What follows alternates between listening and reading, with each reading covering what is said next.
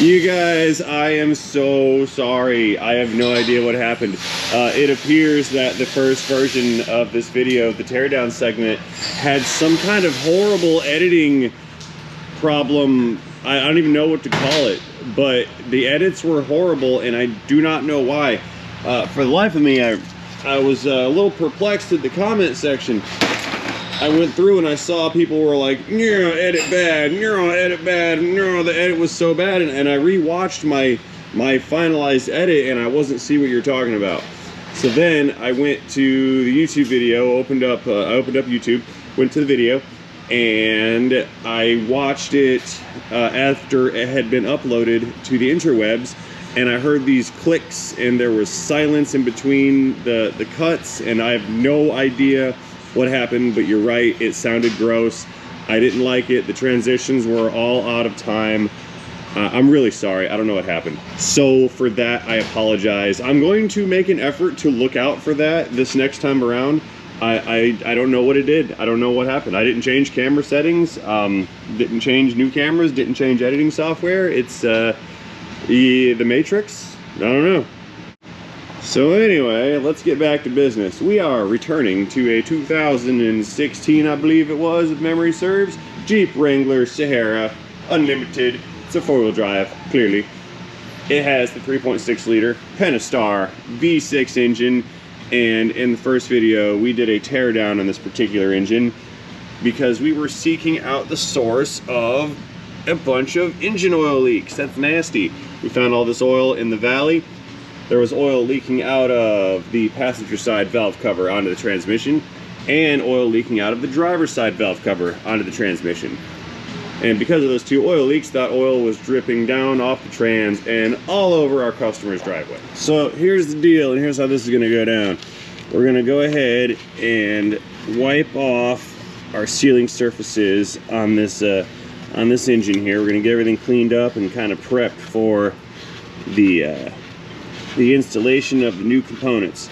Now, if you guys recall, when we took out that engine oil cooler assembly that is located in the valley here, I had found a few things about the O-rings that I did not like, and I found a few things about the actual cooler that were kind of perplexing to me. See, this appears to be a fairly newish replacement cooler. Yet the O-rings seem to be distorted, and clearly they were leaking because we found oil everywhere. Now, I do believe, I do believe that this thing had been recently changed because these bolts were not remarkably tight. They were bottomed out, but they didn't have the torque that I believe was necessary to secure this properly. And that went the same for the bolts that held this, this cooler onto the plastic piece. So I'm not sure where this thing came from. Maybe you guys in the interwebs can check the part number. It's a 2009-711295, and then the next number down is a 530102. If anybody knows where this thing came from, I'd be curious to learn if this was actually like a Chrysler part, or if that was like you know, like an eBay or a like an Amazon knockoff or whatever. Regardless, we have ordered and received an upgraded replacement engine oil cooler assembly. It happens to be a Dorman part. Dorman for the win on this one. I know folks kind of dislike some Dorman components because they have had a bad rap, don't eat these, back in the day, but when it comes to this particular component, Dorman has been right on point. We have a very clear difference in quality. Plastic, aluminum. Plastic, aluminum. We can't go wrong with the aluminum version here. So that's what's going to be installed. But before we get to that, like I was saying over on the vehicle, we need to finish cleaning up the oil out of that valley. That way it's all nice and shiny like, and then we can go ahead and get this stuff reinstalled. I have gone over to my box of blown up Pentastar components, and I pulled out a replacement lower intake manifold. Reason being is this manifold had some damage to it due to the fastener alignment and fastener torque specifications. Let's move in a little closer to the damage that I speak of. If you take a look at this bolt hole right here, we can see it's all chowdered up, and you see all that plastic on the outside of the bolt hole. That is from somebody having misaligned the upper part of this intake, and the bolt was just gouging into this area here. You can even see right in there, there's some thread indentations from where the fastener was off center. Not only did I find that bolt hole chewed up, we found, no, where is it? Not that one, not that one. No, that one's a little chewed up, not horrible, but then there's this one over here with a hairline crack in the plastic going right through the threaded area. You guys see that little crack right there? Right there on the edge, pointed straight at us. So I found a couple defects with this current manifold right here. So what I did is we drug out this manifold from the box over yonder, and I think all I'm gonna have to do with this is clean it up, and we're gonna swap the fuel injectors from the original manifold over to this replacement unit over here. And well, that's gonna be for a couple reasons. Number one, there's a different part number on the label, and number two, this one has a broken inlet nozzle. See the nozzle right there? That one's good, this one's busted off. So we're gonna take this fuel rail, move it over to this manifold, put this manifold over there on that Jeep. But we can get around to doing that once we come over here to do the assembly and transfer of components onto this oil cooler housing assembly. Okay, first things first, we're gonna need some suction here to get this this old oil out of the valley. We're gonna suction all this nasty business out of here. It's deep too, look at that. A lot of oil.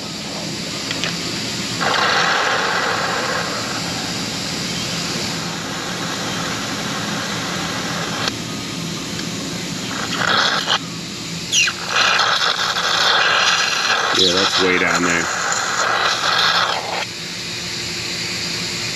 Yeah, what it does is it pulls up and then spills over the back of the engine block and also runs down the transmission. I'm just gonna get all this nasty cleaned out of here. I'll spray it out with some brake clean and then give it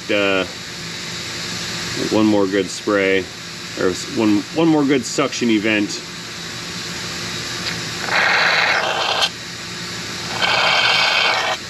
There we go.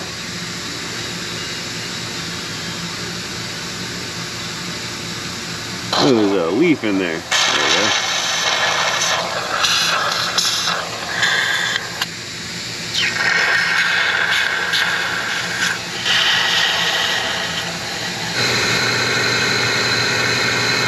Okay, a little bit of brake clean. Just to rinse off the residuals, get these connectors and wires cleaned out.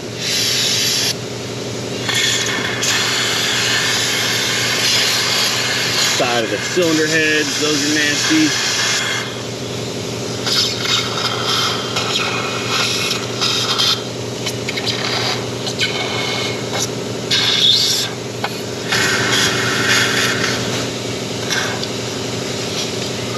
Okay, that's good for now. Let's go ahead and get out of here. Let us go and get our new components reassembled and prepped for installation. Back over on the bench, we're going to start with some transfer of components, which is pretty much just going to be these two sensors right here. So let me dig these guys out, unclick. These are going to get new sealant, and we're going to stick them in right over here in the new cooler. I believe this one here is oil pressure. One was a coolant temp and this one's oil pressure, I think. Seriously?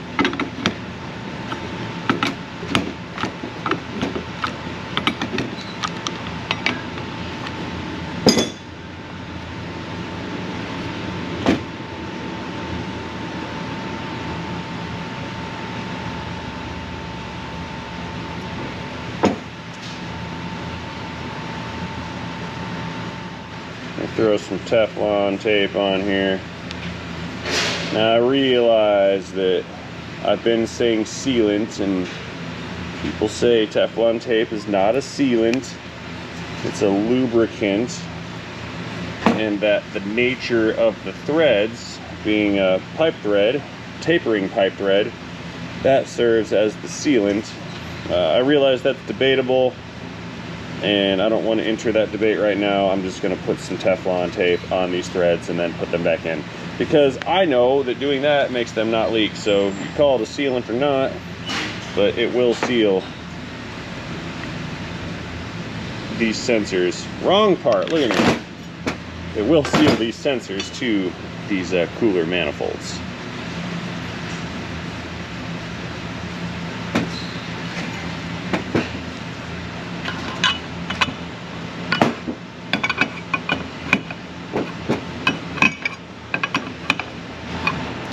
One more turn, and I will place the connector clip section of this sensor pointed upward vertically.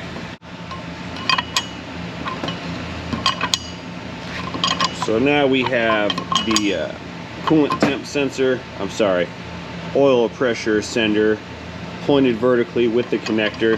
That will serve for easy removal later on. And the one I'm working right now is the coolant temp. Again, we're going to make that one vertical as well.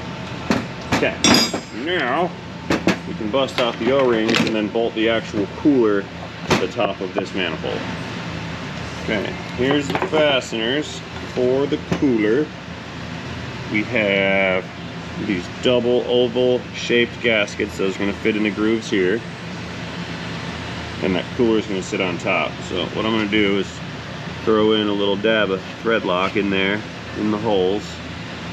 I don't expect this to ever have to come apart again, so for good measure, and because we found loose fasteners, we'll throw some locking compound in there. Our cooler just sits down right on top, and then we can drop in the fasteners.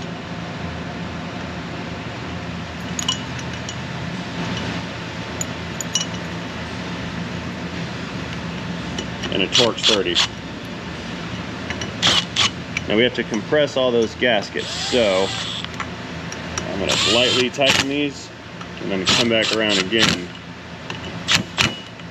and apply final clicks.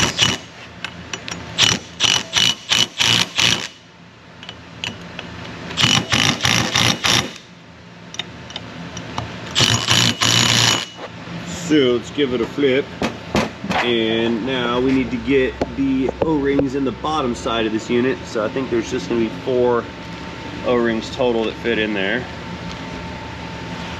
similar to the oval type that we just installed. Slip these guys right into their grooves.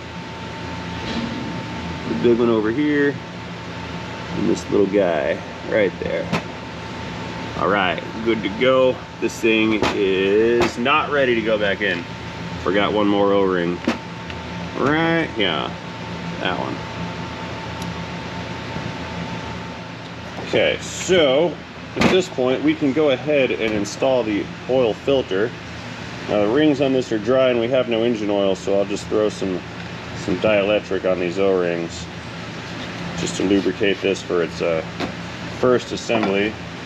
We got one O-ring on the cap here. Yeah, this canister filter will sit down into this hole and then it just gets capped up. And the orange cap lets us know that this is the updated cooler. And it also has, I think, part numbers for the filters listed on the cap, which is good.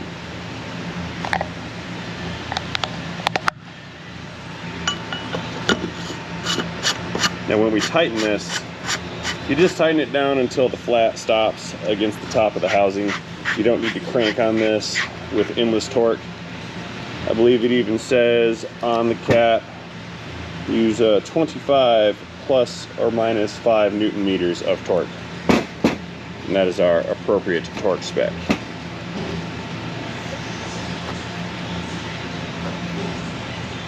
Click.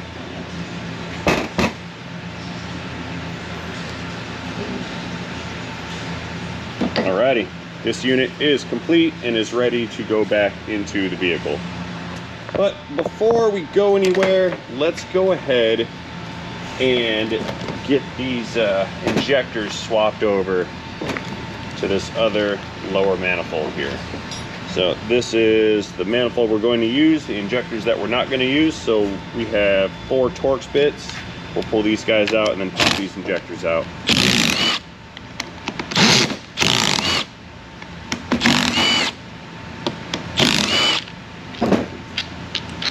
Plastic threads.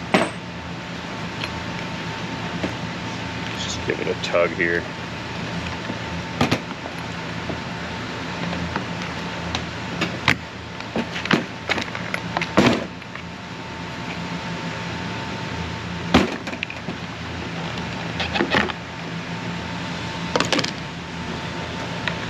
Need more grip.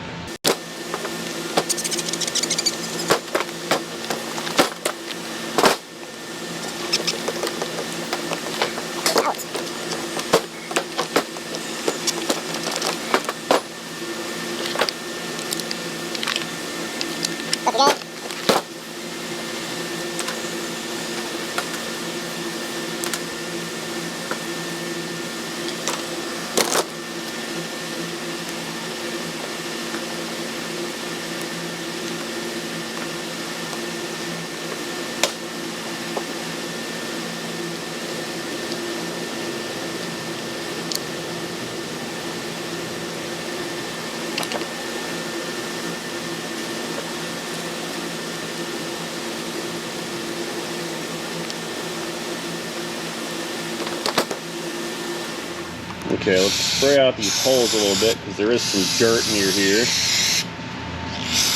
And we don't want dirt going into the intake, the intake runners rather. Give it a wipe. I've already gone ahead and pulled the injectors off of the other manifold, and we're going to go ahead and stick these guys onto this unit. But we need some lube on the O-rings, just a wee bit. They've been wiped off. I don't have a set of O-rings for this. I didn't plan on changing injectors, so we're just going to reuse these ones. It'll be fine. They're clean, there's no dirt on them. They will seal. So now, this guy's gonna fit just like so. Push these O-rings down.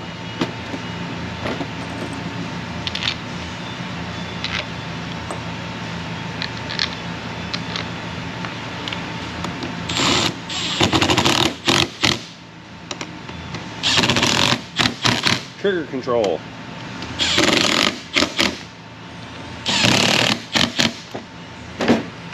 Beautiful. Okay, so that's a good transfer of components. Let's re-gasket the bottom of this lower intake, and we'll be ready to rock and roll with reassembly.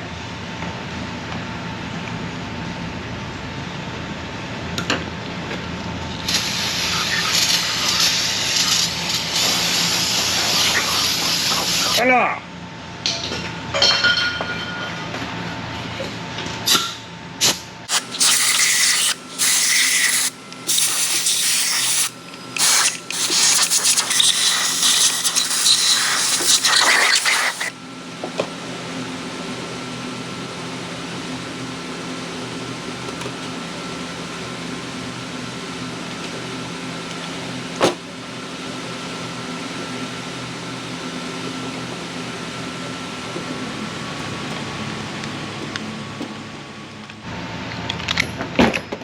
Looking good, looking good. Okay, let's get all this stuff put back on the engine. Okay, back at the vehicle.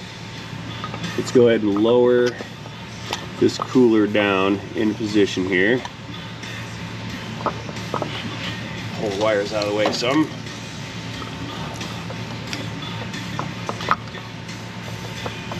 There's a hole right there where that one O-ringed nozzle looking business was.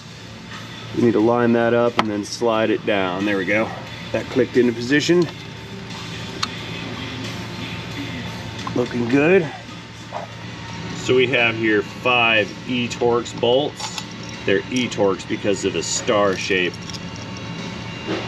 E would be the inverted Torx. Usually Torxes are of a male type of fastener situation, and the inverse of that is the E-Torx. Drop all these guys down. One more right there. And there's the socket that engages them. So we'll get these things threaded. Put a little bit of torque on them with the electric wrench, and then finish it off with the actual torque wrench, because this is one of those torque critical components where if you get it wrong, the heat cycles will cause leakages, and that would not be okay.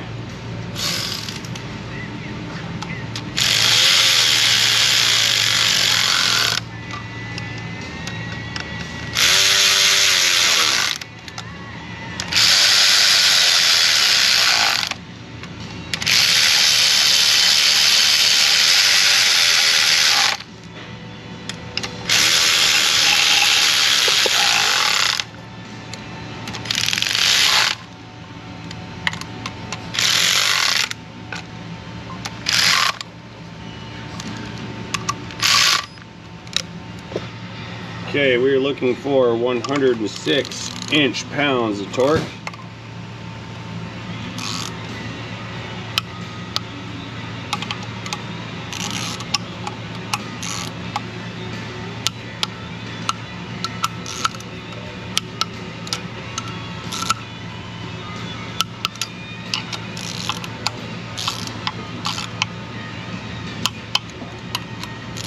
Recheck. Good to go. She's torqued down. Let's get the hoses and connectors connected. Yeah, I clearly underestimated just how far away this hose was going to become connected. That was a grave error in my judgment, but I think I'll be all right. There we go. That's what we're looking for. Perfect. Perfect installation, I must say. I'll take that. Okay, that connector's locked in. This connector's getting locked in again. Good to go. All right, let's back her up again, and I'm gonna blow out these intake runners one more time, and then we will get the lower manifold installed between the cylinder heads. That's all looking good, so we'll take our manifold, drop that back into its home. Actually, into its new home. This is a new manifold. Right there. A little bit of 8mm action. Give it back. Give it back to me.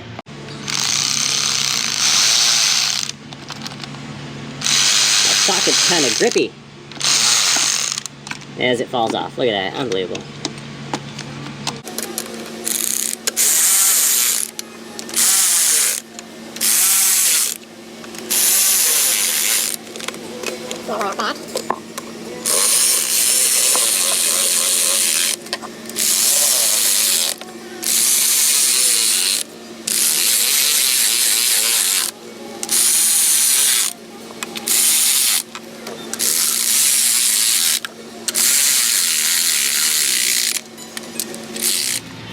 Okay, actual clickages.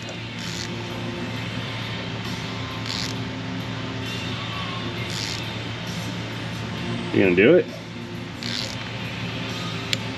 There it is. It's making me nervous. But we are compressing the gaskets, so I get it. But they are feeling pretty tight.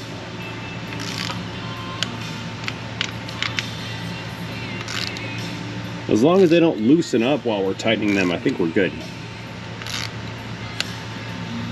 And these are 106 inch-pounds.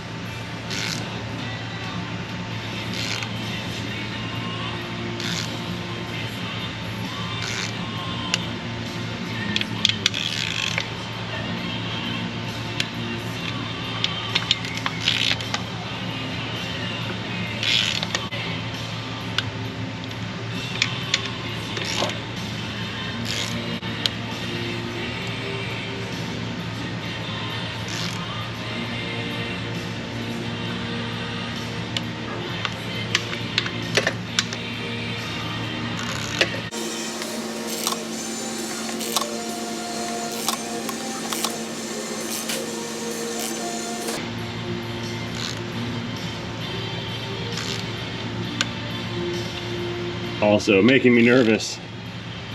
Let's do a recheck here.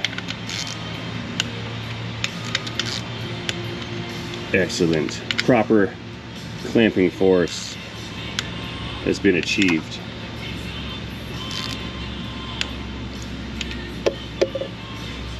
Okay, good to go. One more blowout.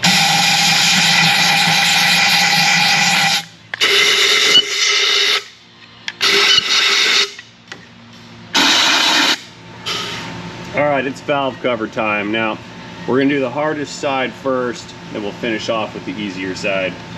So what I need to do is throw these coolant lines out of the way, get the wiring harness out of the way, get the rest of the wiring harness out of the way,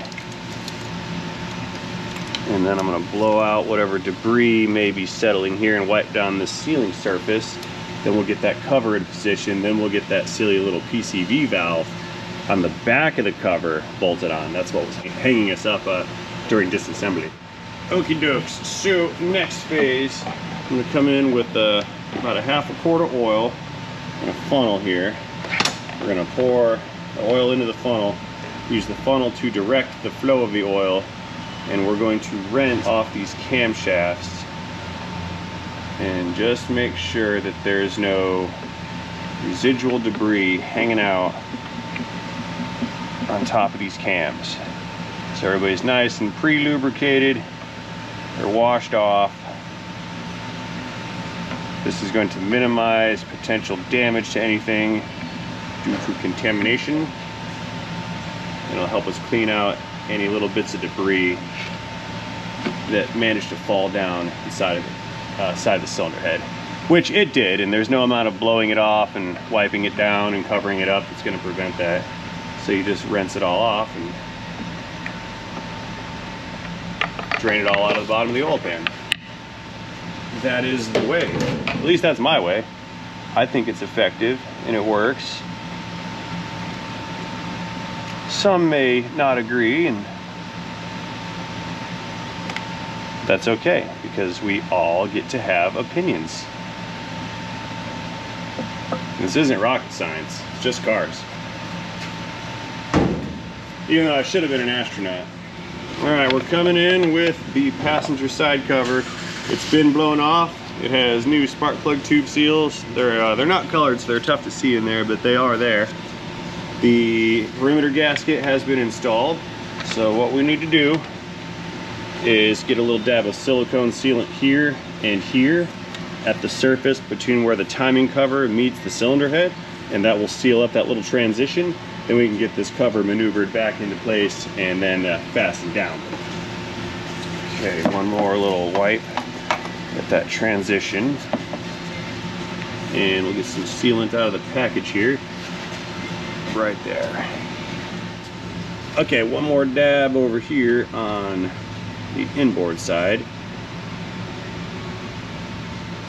Yeah, that'll do it. It wasn't coming off the thing there. So now we will take our cover and maneuver this unit back into its home, way back to the firewall. I'm watching the spark plug tube holes here. We're just trying to get this to slide down and over. What's it running into? There we go. The sensors were hooking up. Okay, spark plug tubes are lined up. Give it a kind of a push here. And this thing is seated. I'm gonna feel around the perimeter and make sure there's no wires caught under the cover, and I don't believe that there are. So now we can go in and get all these bolts started. Coming back in with the wobbly 8. Let's get all of these bolts started, and then we'll run them down. Then the fun part shows up, because we have to go to the back side of this thing and get that silly little PCV assembly connected. I'm not looking forward to that, because the fasteners are remarkably difficult to access.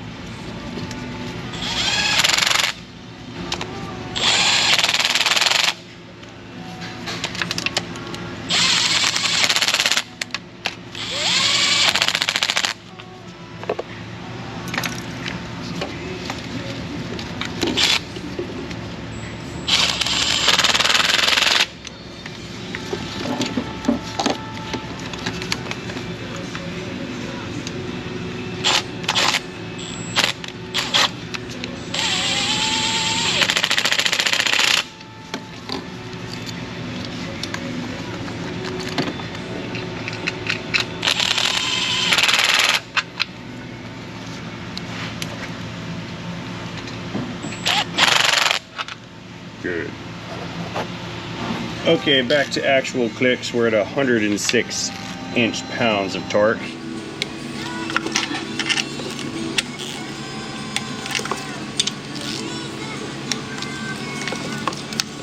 My trigger control was close.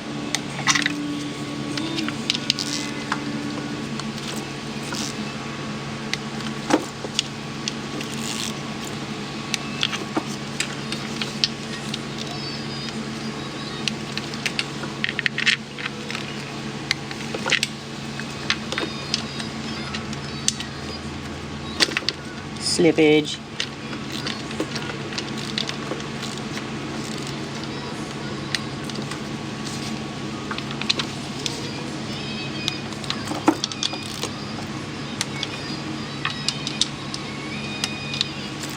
Now, we're in business here, folks. Very good. Okay, let me pull these 3 spark plugs out real quick, and get those swapped with some new ones, because these Champions are going away. We'll drop those in so I don't forget. Then we'll get this sensor that goes in the valve cover here, and then the PCV thing that goes on the back of the valve cover right here between the firewall.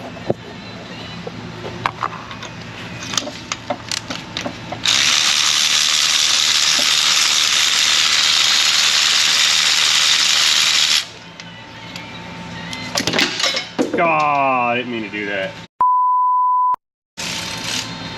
Let's try a different locking extension.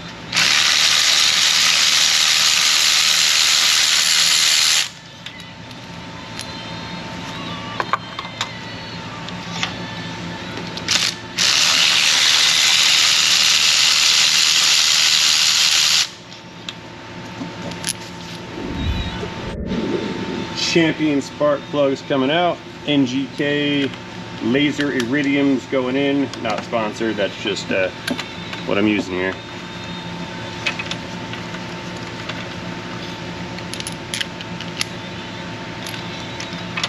I feel that they're a good bang for the buck.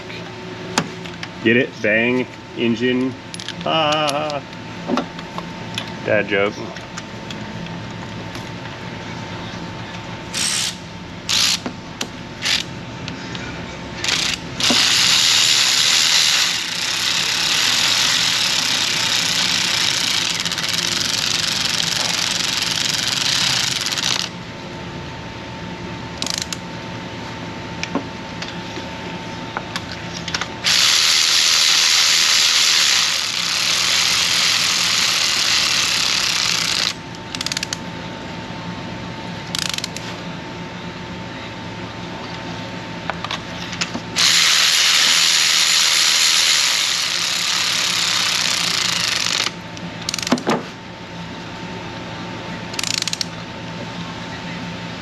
Click.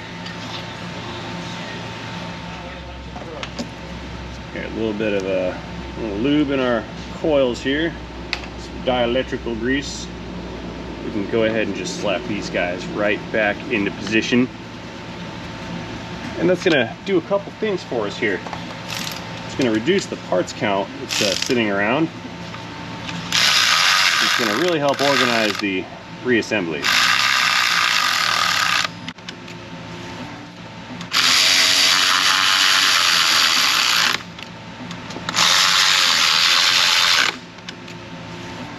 Okie doke, so we need to get this PCV valve business bolted on to the back of this valve cover.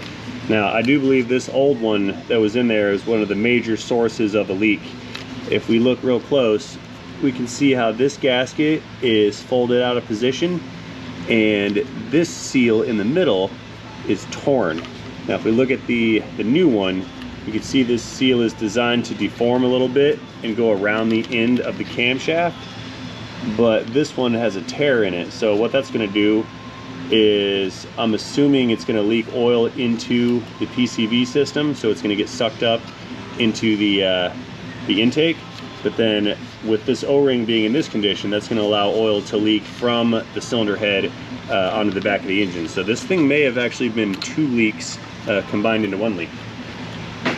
Anyway, it's gonna be tough to see back there, but we're basically just gonna figure out how to maneuver this thing around the back of the engine. Flashlight. we're gonna maneuver this around the back of the engine and plug it into the camshaft. If I can even fit it back there. How did I get the old one out? What is this? Maybe from the bottom? Sure.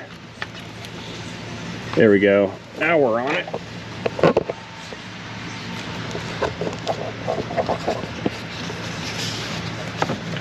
So since we need to slide that inner diameter over the cam, I'm just gonna give it some pressure this way, and I'm just gonna slightly rotate it, and that should allow that seal to slip over the stud on the back of the camshaft. Coming in with our fasteners here. These are Torx fasteners, Torx bits. So there's no hex for me to get a hold of. I'm gonna try to get these in by hand as much as possible, and then we'll sneak a little tool in there to secure them. There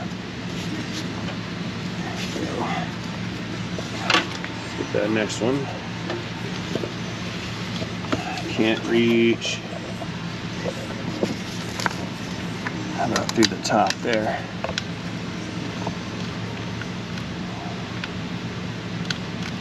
Ooh, I almost dropped the fastener.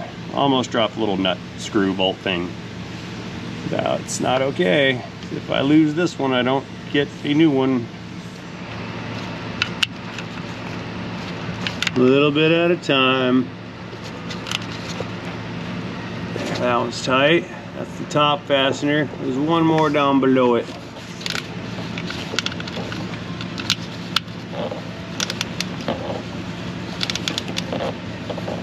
There it is. There's my torque. I feel it. Click. Beautiful. Cool. Okay, PCB is now attached. Okay, so with this sensor in position back there, that will seal up this passenger side.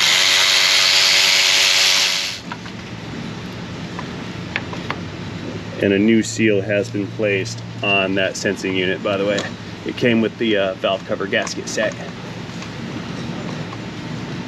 There we go.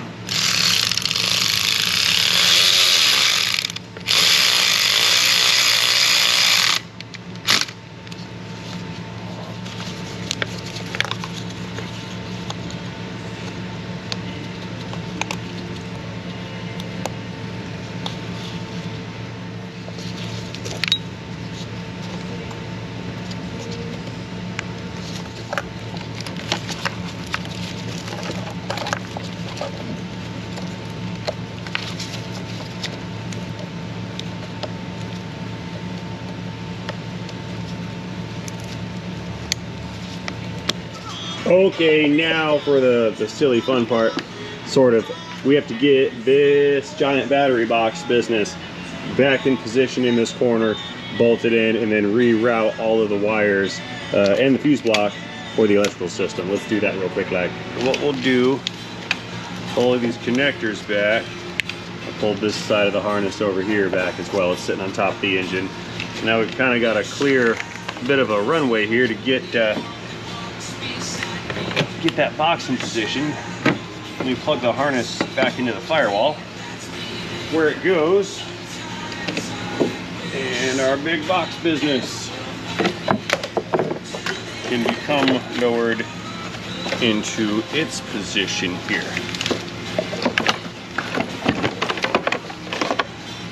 And all the wires fell back into place. That's good. We'll slide it over the studs against the firewall. Drop these guys back in. There we go. Voila.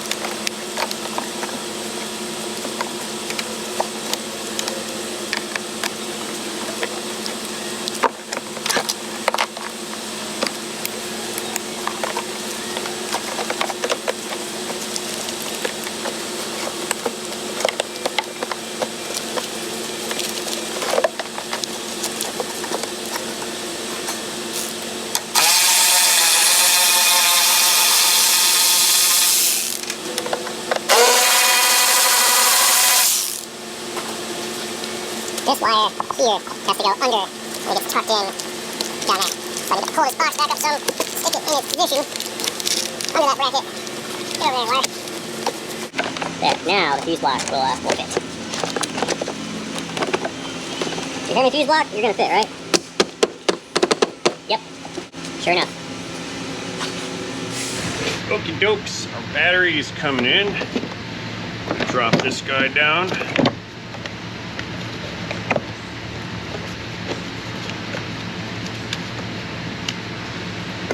that one terminal on there. And then the other negative side, that one goes here, but I'm going to leave that alone for right now. Take the hole down, drop that thing down in its hole. Yeah, there's 2 grooves, and then looks like there's a couple slots for some grooves here. Let's try it the other way. Oh yeah, she fits more better. That's good.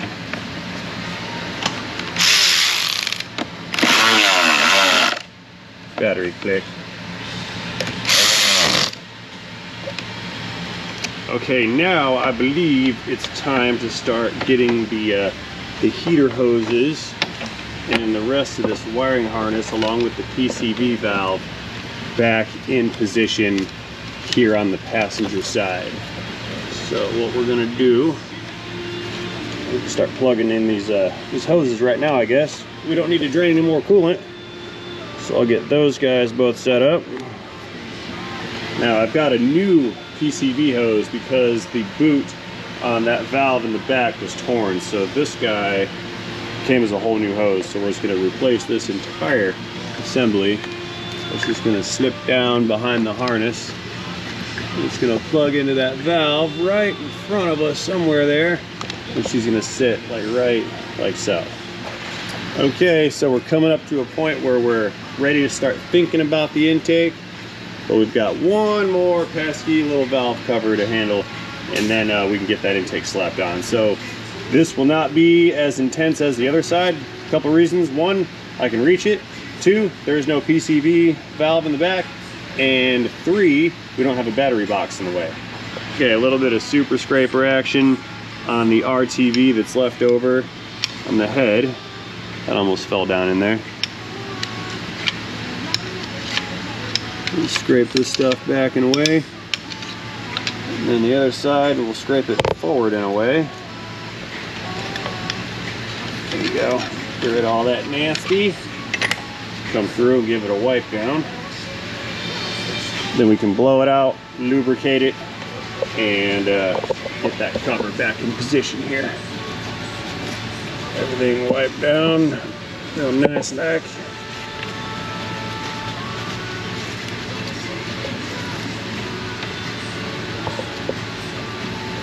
Very good. Coming in with some rinse oil here. Get the chain lubed. I mean, it's already lubed. I just want to get dirt off the cam lobes.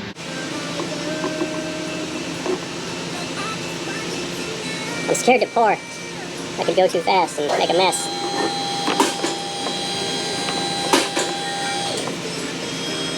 There we go. Nice and rinsed like. Got a couple more dabs of sealant required. Hit those transitional spaces. Right there. And now, our valve cover with the new gasket and new spark plug tube seals can be placed back in position here.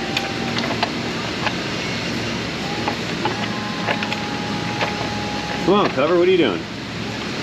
I'm running into something. Oh, it's that bracket. That's what we got here, bracket interference.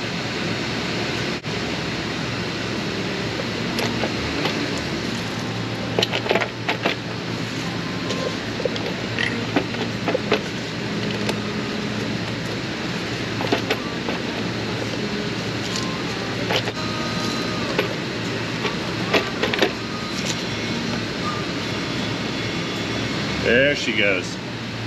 Good, good, good, good, good.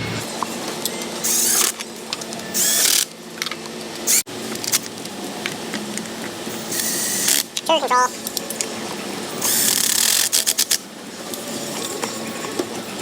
That was tough to get.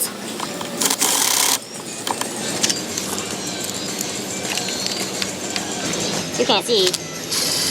I can't see. None of us can see. There. Okay. I'm feeling good now. We're getting some progress made. We're coming back in a second with a 106 inch-pounds yet again. Okay, 106 on the inch-pound scale on our indicator. Let's finish these guys off.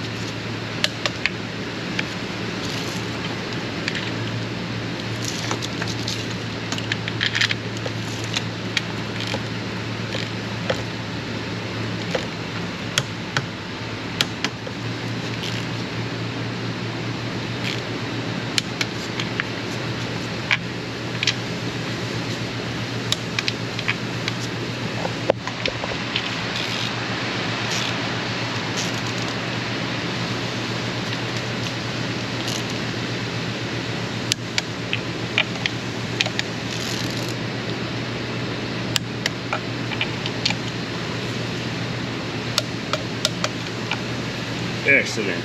Okay, the cover's torqued. Let's go ahead and pull the remaining two plugs out and we'll drop the new ones in.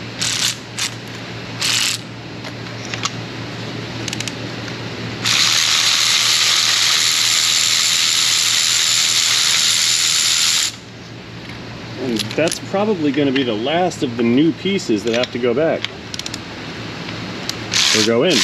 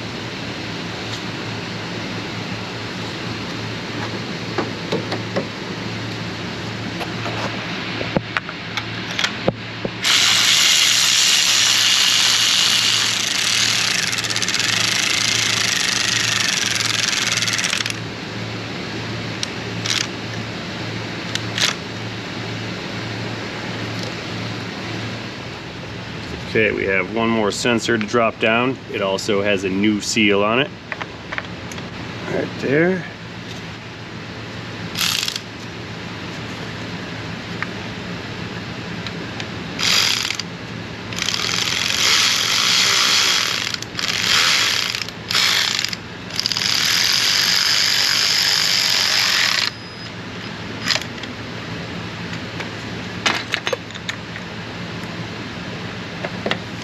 Wonderful. Hey, I'm running out of parts. Couple coils with grease. 3 to be precise. I'm gonna drop these guys in.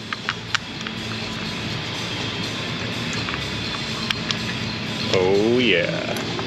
It's the home stretch. This is the second wind of the day. And we're almost done. I like being almost done.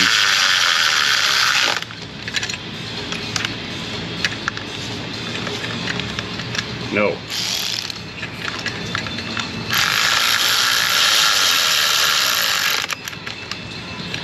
Yes.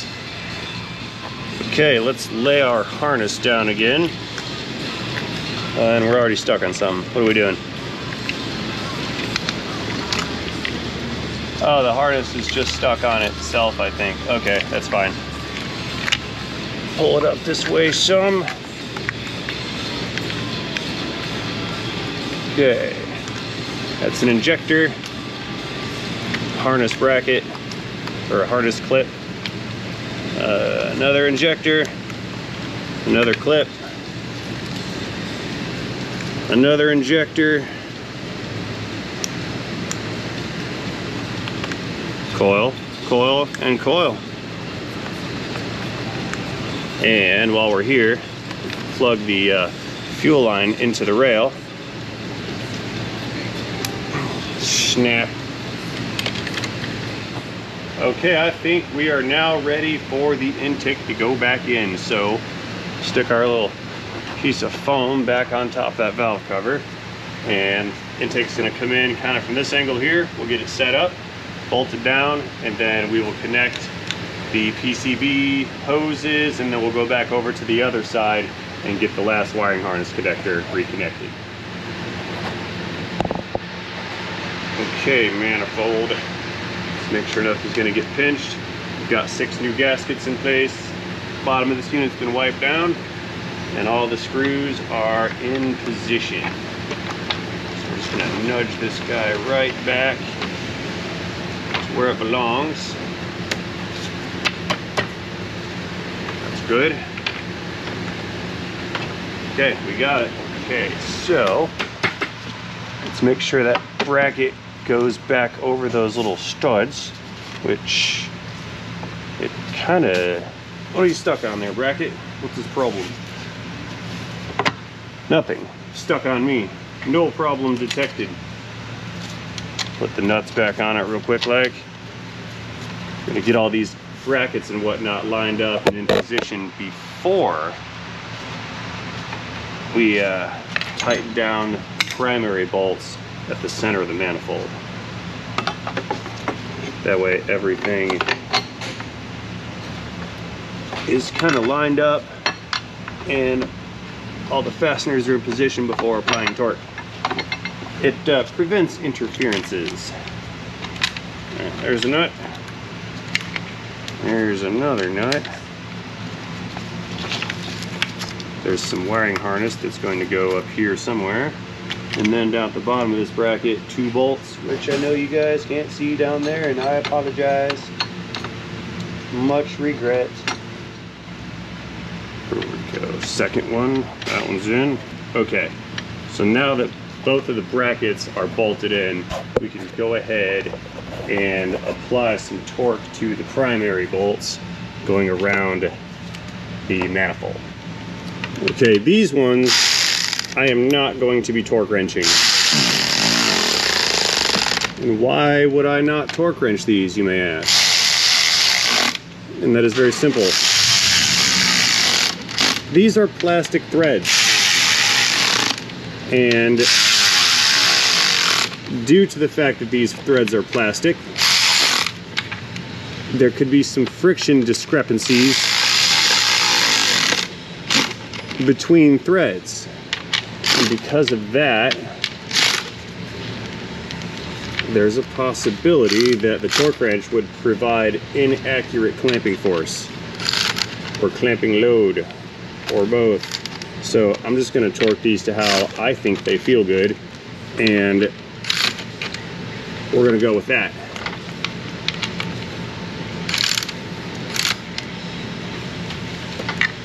There we go. Okay. Now that's in position, I can go ahead and start considering where these PCV hoses are going to go. So let's get these things plugged in. I know that one plugs in there. And I know it plugs into these little slots on the manifold. Maybe the next one up. Nope, at the bottom. And then this one is going to plug in here. And that leaves a space right here for the transmission vent tube line. So let's maneuver this little bracket business back in once again, in again. And that's going to go under the coolant lines and around the valve cover. And I recall getting this thing out was kind of a bear. So if I cut scene and skip this, don't be mad at me. It was boring. There we go.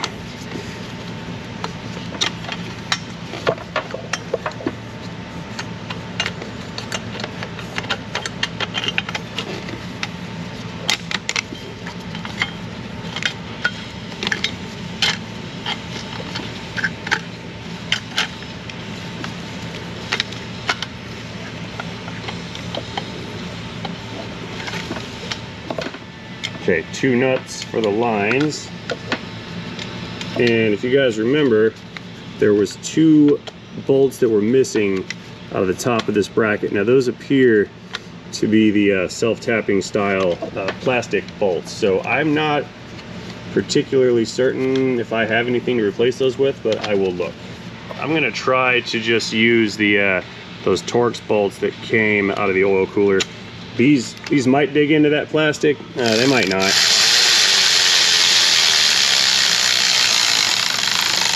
And looks like, yeah, they're gonna dig into it. That's cool. It's better than it was when I found it.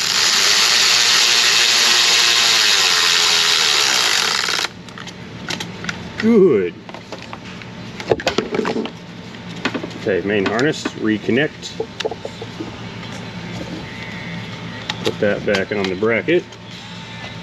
We've got the 2 10s on the line. And then there's 2 more 10s down there below where we can't see.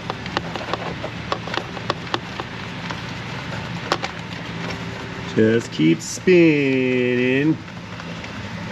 There we go. Okay, that one's dry. Let's get in there a little ratchet and make it more tighter.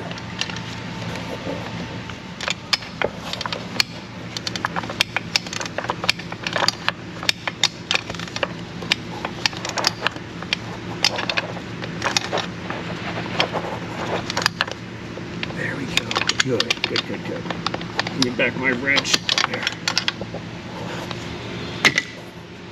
Okay, a couple more 10s down below for the bracket. 2 more nuts on the bracket over here.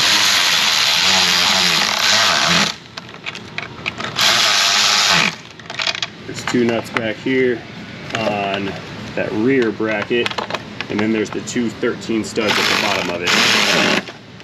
I didn't forget them.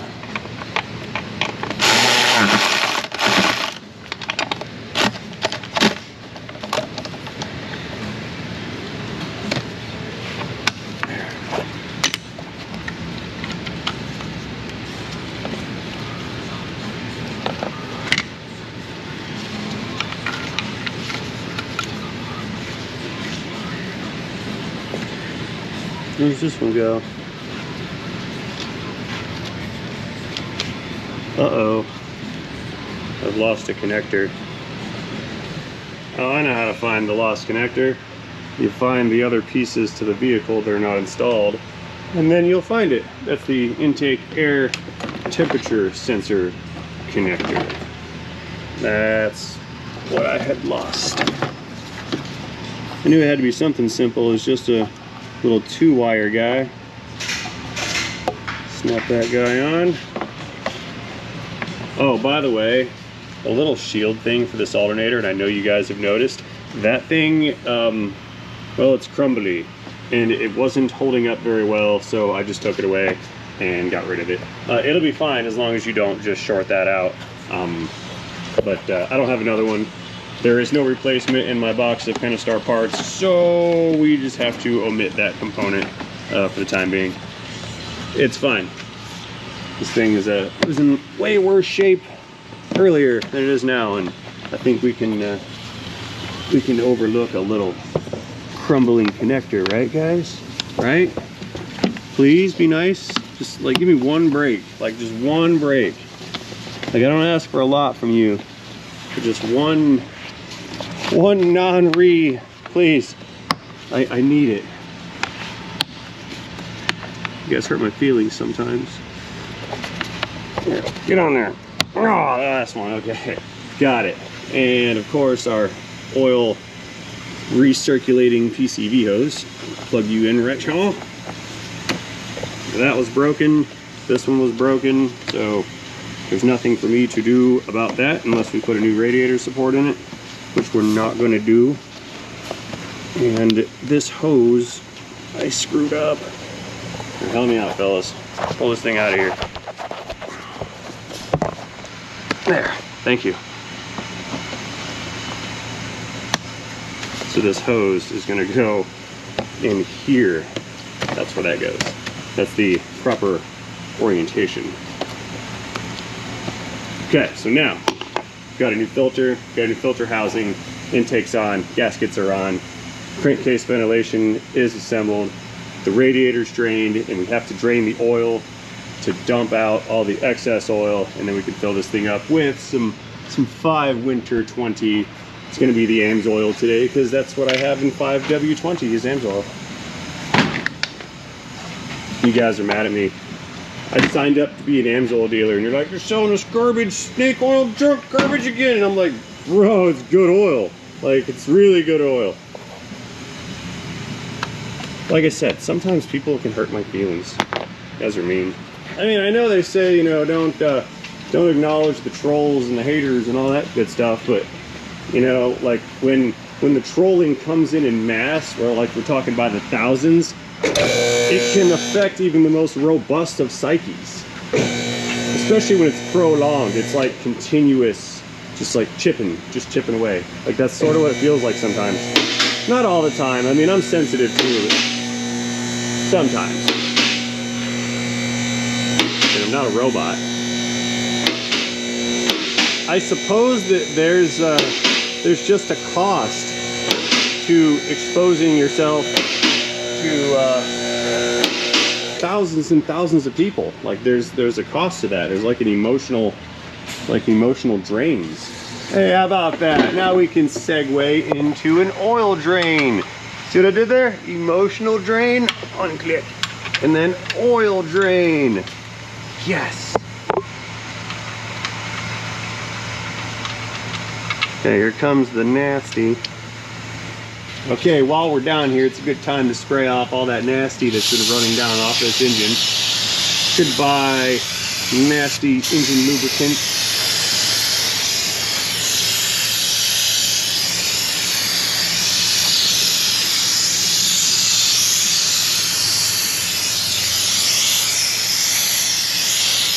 Hose off the shaft, the tailpipe, all the bracketry, the other side of the transmission. Yeah, this leak's been here for a long time. That stuff's caked in pretty good.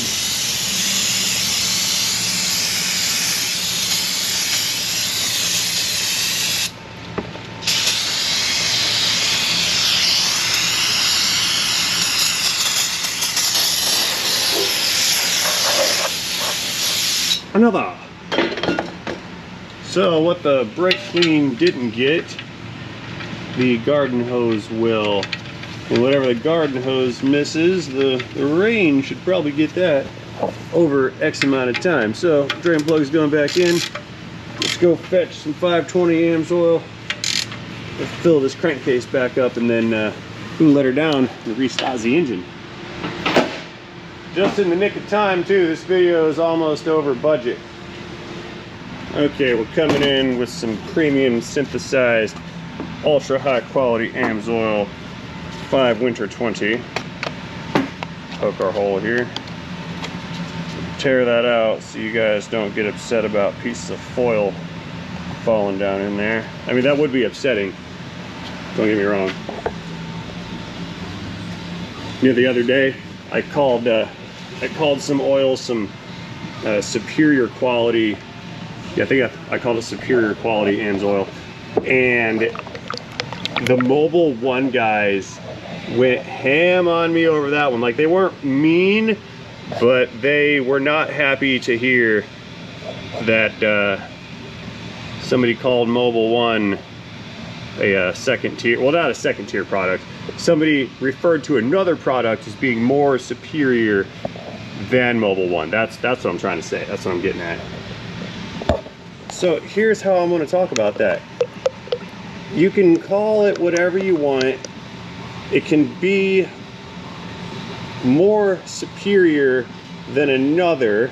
Quaker State could be a more superior oil than Amsoil, depending on what you're using it in. And AutoZone name brand generic oil might be better off than Royal Purple, depending on where you're using it and what you're using it in.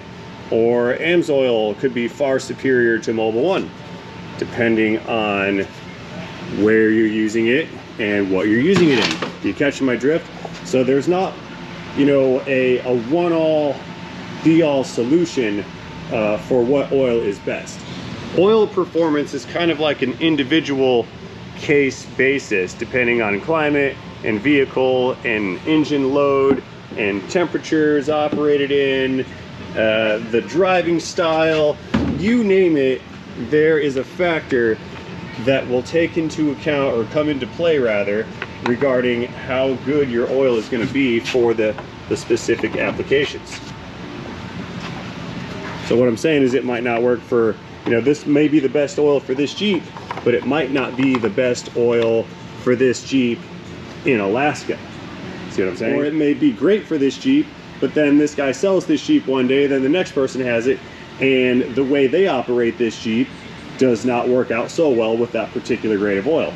And, you know, I've had phenomenal testing results on my Duramax just on a regular Costco oil, like off the shelf, get it in a box, Costco, Kirkland, 1540 diesel oil. It was testing superb at 8,000 mile oil change intervals. And according to the test people, we still had more time at 8,000 on that particular truck and that particular engine. So those results may not be consistent with, I don't know, Amsoil. You know, Amsoil may not test overall to be a better engine oil for my specific application in this specific climate. So there is no one oil is better than others. Now, yes, there are better grades of oil. There are better weights of oil that could be used in different climates. There are things that could be better. For example, a high mileage oil could be better at preventing leaks than a regular low mileage oil. It's all about finding the product and combination that works best for you in your application. So nobody gets to be mad if somebody says this is better than that, or that's better than this, or yada yada yada. The world doesn't revolve around you. So back to the getting mad at the best. Here's why I think me using Amsoil in customers' vehicles is the best. And it's about quality versus price point. And I understand that Amsoil is an expensive oil. However, like I said earlier, I signed up and paid the fee to be an Amsoil dealer.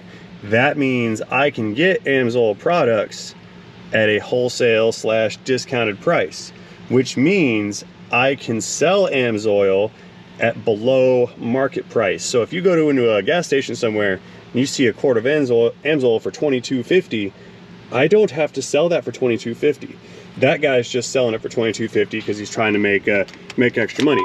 But the reality is you can sell that at the same percentage margin and reach the same price point as if I were to purchase just regular, Amely, no offense to them, like Amely or Pennzoil or any other kind of bulk oil. When you have to buy that stuff in bulk, you do get it at a lower price point, but you only have X amount of markup percentage that's legitimate. Otherwise, you're pricing your final sales product outside of MSRP. However, using smaller margins with the higher priced oil, I can still make the exact same percentage of revenue off the better product and keep the price almost the same. I think I sell Amsoil at about 9% higher than the regular oil that you would buy at, a Jiffy place or a Quick Lube place or something like that. What they sell that stuff for is like $8 to $13 per quart, depending on what it is, and I'm selling at $9 to $16 per quart. So you're getting through my program a far superior quality oil when I install it in your vehicle. It does not cost you extra money. I still make the same amount of money off of selling the product, and it's a win-win for everybody. Anyway, starting the engine.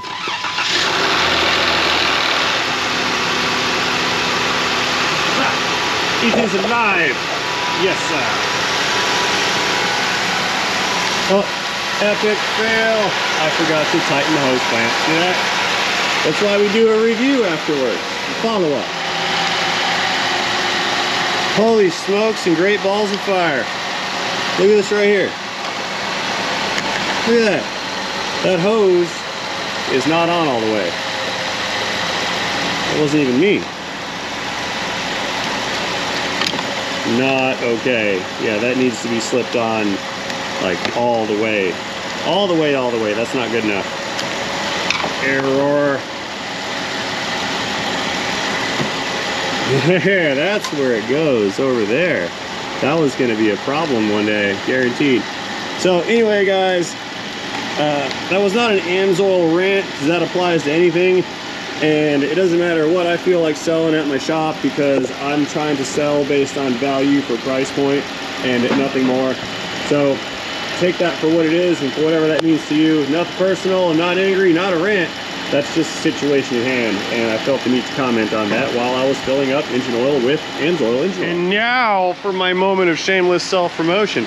If you would like to get yourself some Amsoil Engine Oil or other lubricating products, just go down into this video's description and use my Amsoil link down below, because like I said, for the third time, I happen to be an Amsoil dealer.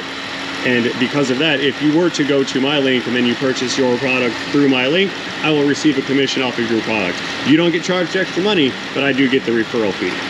And that will end my moment of shameless self-promotion. So guys, having said all that, I have little more to offer you on this particular video and on this particular Jeep. I'm gonna shut the engine down real quick. We're gonna do an oil level check with the dip and stick. I need to get the hood back into driving mode after we back this thing outside and hose her down, get it rinsed off, and hopefully get this thing back out on the road ASAP. So guys, having said all that, I am done jaw jacking for the time being. I humbly leave you with a thank you for watching this video. As always, hope you enjoyed this video. If in fact you did enjoy this Jeep video and the one prior to this Jeep video, please feel free to let me know about that in the comment section down below. Do not forget to tap that like button while you're down there. And most importantly, have yourselves a great day. See you guys later in a video, in a Pentastar, in a 3.6, in a Dorman Engine Oil Cooler Adapter Assembly, in a day, in a video, in a transmission.